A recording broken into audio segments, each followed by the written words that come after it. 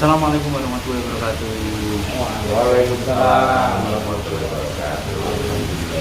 Kita kompak hari ini. Ini kita mau bahas mengenai profesi kita sebenarnya, profesi kita. Jadi antara realita dengan apa? Pandangan orang.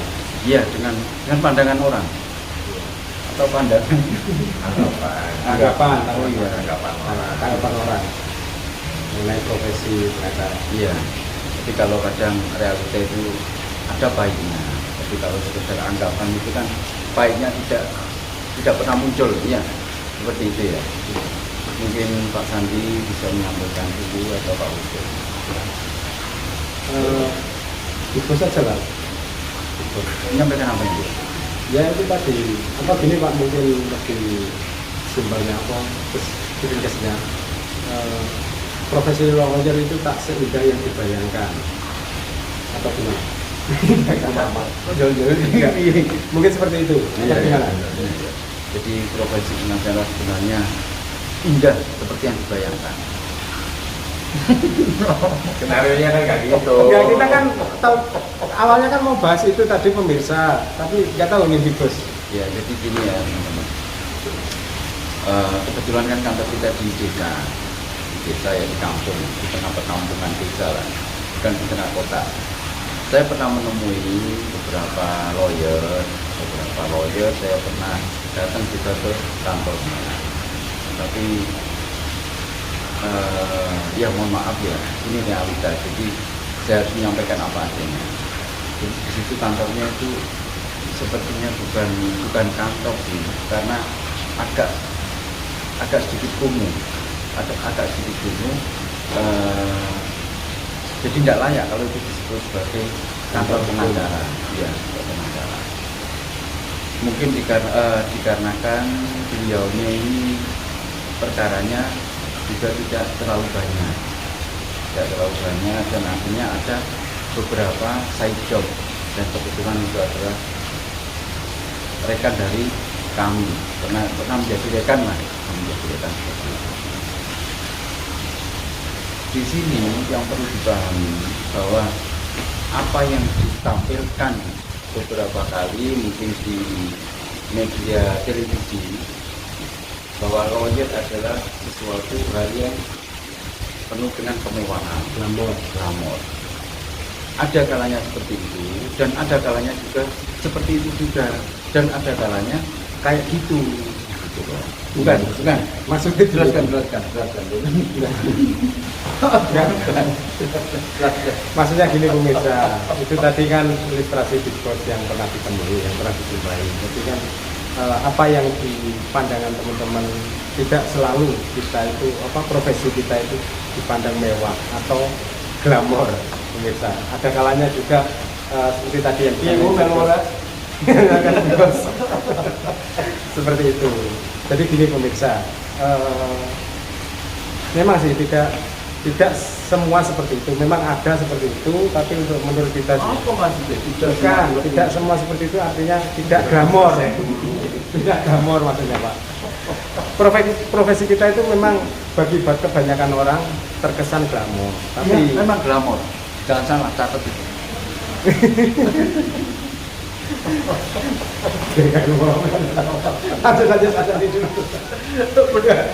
Mending kita ini disuruh menjelaskan suatu perkara. Jadi pada kehidupan, maksudnya bukan perkara sih, tapi kehidupan pandangan orang. Iya, pandangan orang. Karena profesi lawyer. Pak Sandi mungkin bisa. Benar juga kata Ibu.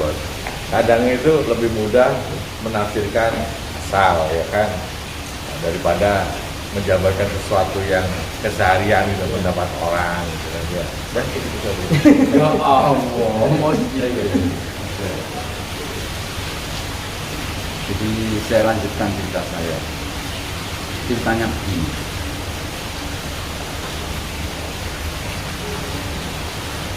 Ya.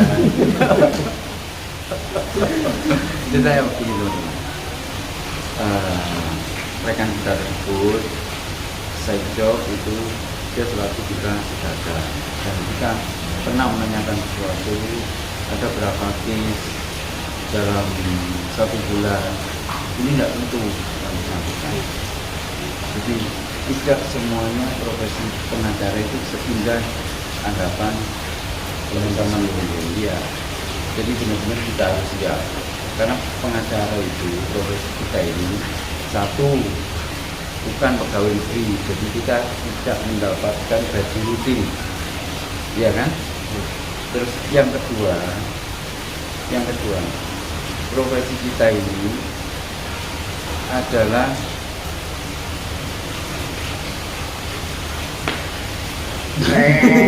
Batuk. Jadi gini teman-teman, yang kedua ini ada penelitian dari teman-teman lawyer senior bahwa antara perkara yang masuk itu dengan profesi pengacara ini lebih banyak profesi pengacaranya daripada perkara-perkara yang masuk. Jadi secara perhitungan MA itu perkara yang masuk sama jumlah lawyer lebih banyak jumlah lawyernya Iya. daripada Kita bayangkan saja dalam 1 tahun ada berapa organisasi itu yang melantik lawyer Melahirkan. lawyer baru. Udah, bilang gue sekarang.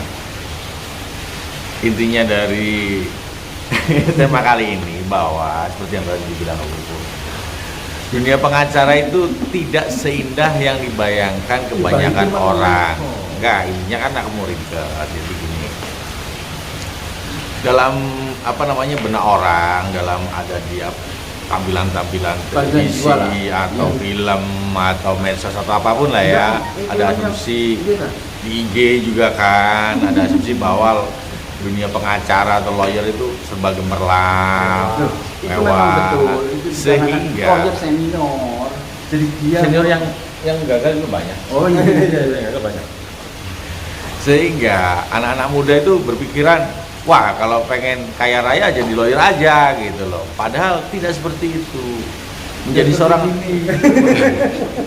belum tentu seperti itu pemirsa, maksudnya mulai sabotasenya kan. Belum tentu seperti itu. Jadi nggak semuanya dari lawyer itu mohon maaf ya berkecukupan secara finansial, enggak semuanya. Bahkan ada beberapa yang brandingnya itu tidak menjual, ya mohon maaf. Ya inilah dunia, inilah kehidupan. Intinya dunia lawyer memang tidak seindah yang dibilang orang. Jadi kalau himbauan saya sih, jika para mahasiswa ya S1 hukum memutuskan untuk terjun ke profesi advokat, lawyer atau pengacara, itu karena panggilan hati, panggilan jiwa. Jangan karena asumsi-asumsi bahwa wah supaya bisa kaya jadi lawyer. Enggak. Dunia lawyer itu sama dengan dunia lain-lainnya, sama dengan dunia para pedagang itu kan, ada yang sukses, ada yang enggak gitu secara finansial. Cuman kalau aku pribadi, hal yang menyenangkan ketika menjadi seorang lawyer itu adalah kita bisa kemana-mana, kita pengalaman kemana-mana, dan kita ada tempat baru. Dan kita punya bos kayak dia. Itu menyenangkan sekali. menyenangkan itu pemirsa. Sudah dijawab misalnya. Gimana? Ya, terus kata apa? Terus kan? Kata Pak Kuku. Nah, terus lagi gini. Kenapa begini? Setiap pengacara, setiap lawyer, setiap advokat itu kan ya sama seperti manusia pada umumnya. Ada sisi nurani. Tahu nggak nikmatnya jadi seorang advokat, lawyer atau pengacara itu? Ketika kita menangani Izin banget. Ketika kita menangani suatu perkara di mana kita kan nurani kita kan ada ya, pasti ada bilang bahwa ini benar, orang ini benar gitu kan, tapi posisinya kecepit ya kan, terus kemudian banyak lah ya masalahnya, terus kita itu fight, bener-bener fight ya kan, berusaha keras mencari celahnya gimana ini supaya orang ini mendapat haknya secara adil ya kan, karena hukum itu kan ada prinsip keadilan ya kan. Nah di situ ketika kita menang, wah luar biasa rasanya. Seperti kalau perkara kita itu ada kan nenek digugat keponakan, waduh betapa nikmatnya kemenangan itu. Luar biasa, Salam alhamdulillah. buat nenek-nenek. Satu lagi pemirsa, profesi kita itu bukan seperti profesi-profesi yang lain, karena yang kita jual adalah jasa. Nah, jasa itu Tergantung tak terlihat. suatu tak terlihat, Kasat mata. kasat mata. Tapi hasilnya kan kelihatan. Iya, hasilnya kan kelihatan. Maksudnya gini Pak Bos, kalau kita tidak menguasai sesuatu itu yang tidak terlihat notabene-nya, berarti kembali lagi ke kemampuan kita, kemampuan tergantung seberapa jauh kita belajar, seberapa jauh kita pengalaman kita untuk menangani perkara. Soalnya itu semua yang menentukan nanti klien kita mau pakai jasa kita atau tidak. Itu kan jadi report juga untuk catatan juga Ada kapok untuk juga. klien. Itu bukan kita, itu ada. Tempat-tempat lain. Iya. Mungkin itu pemirsa pembahasan Jadi kesimpulannya, Kita bertiga. ya kesimpulannya bahwa dunia lawyer yang seperti halnya profesi-profesi yang lain, maksudnya profesi pengacara itu. Tapi kita dituntut untuk apa? Untuk selalu update. Kreatif. Nah, ya Ya. Kreatif ya kan, mau belajar Mau terus belajar. ya kan. karena hukum itu kan up to date sifatnya. Jadi selalu menyesuaikan dengan perkembangan Zaman. benar 100%. Terus kemudian yang kedua, seperti halnya kita ini, saya tidak menggambarkan yang lain ya, seperti halnya kita ini. Di saat hari Minggu, seharusnya teman-teman ini libur semua, libur. Ini overtime pemirsa. Ini overtime. Gilirannya Big Boss, kita ikut Big Boss. Seharusnya libur, tapi berhubung di sini ada sesuatu yang harus kita kerjakan. Jadi tanggung jawab profesi. Iya, profesi kita juga dari segi waktu, waktunya lebih banyak daripada profesi lain. Kalau kita benar-benar bisa bekerja dengan profesional. Dan yang ketiga, ya gitu ya. Ya gitu aja. Iya. Gimana Big Boss? Lanjut. Cek ngeblank aku lah, ya. Pengunjung hotelnya cantik-cantik. Nah ini berkaitan, saling berkaitan ya dengan pertanyaan. Pengunjung yang cantik-cantik dengan pertanyaan ada kaitannya. Ya, nanti yang rumah ini mendengarkan bahaya. Bukan saya, Bu. Fokus. Ada pertanyaan. Jadi pertanyaannya, apakah lawyer itu digaji bulanan? Nah, dari salah satu komentar teman-teman subscriber, ada juga lawyer yang digaji bulanan apabila mungkin ikut di salah satu kantor hukum yang mewah seperti halnya Ya kita ini. Jadi kita dapat bulanan, bonus juga, tunjangan iya, liburan dari klien, iya semua iya. Dan cantik loh. Nanti tukang edit ngomong dihilangkan dan dia nggak ada. Terus kemudian jadi sebentar ada iklan. Ini kan di Hotel Bumi Surabaya. Iya, Cantik-cantiknya. nanti. Terus kemudian ada kalanya lawyer itu dibayar bulanan oleh siapa? Oleh klien perusahaan apabila kita sebagai in-house lawyernya atau corporate lawyer. Terus ada kalanya juga lawyer itu tidak dibayar bulanan. Tidak dibayar bulanan, per case. Tapi di satu sisi saya sering menemui beberapa rekan lawyer itu yang dibayar setelah perkaranya selesai, namanya success fee gitu ya.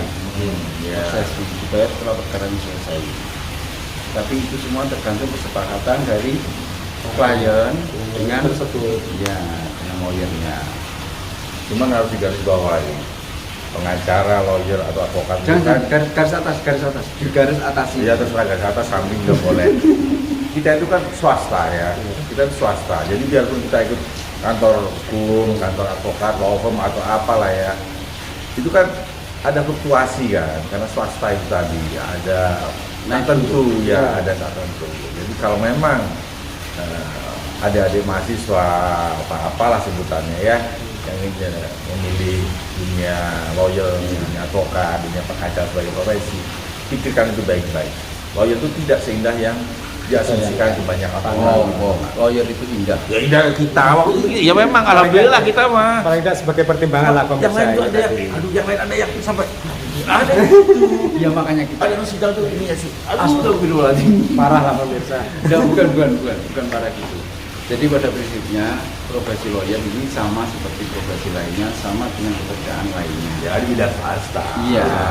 Kalau PNS kan ditanggung negara, negara Iya. nggak mungkin bangkrut. Iya, kalau PNS. Jadi pada prinsipnya Ini di hotel itu. iya. Bumi Surabaya. Jadi pada prinsipnya ada kalanya lawyer itu tarifnya sekian, maksudnya sekian itu mungkin dolar ya, atau mungkin jutaan rupiah sampai miliaran. Ya, Tapi ada kalanya juga cuma berapa rupiah, atau mungkin nanti perkaranya selesai baru dibayar. Jadi pada prinsipnya sama lah seperti pekerjaan lain. Tergantung kesepakatan. Iya, tapi tetap kita termasuk profesi yang mulia. Oh, semua Dikarenakan kita tetap menjaga apa hak dari penegakan keadilan. ya iya kan? Iya benar kali. Walaupun kadang-kadang sebagai manusia kita itu kan ada susah ya kan. Kayak isi satu, isi dua, ada susah. Walaupun engkau Sampai kilo melebar ini. Untuk sementara itu dulu. Pembahasan kali ini pemirsa. Ini hotel Bumi Surabaya udah bisa bercanda. Sekian dulu pemirsa pembahasan kali ini. Sampai jumpa dan sampai ketemu lagi di channel-channel berikutnya. Waalaikumsalam.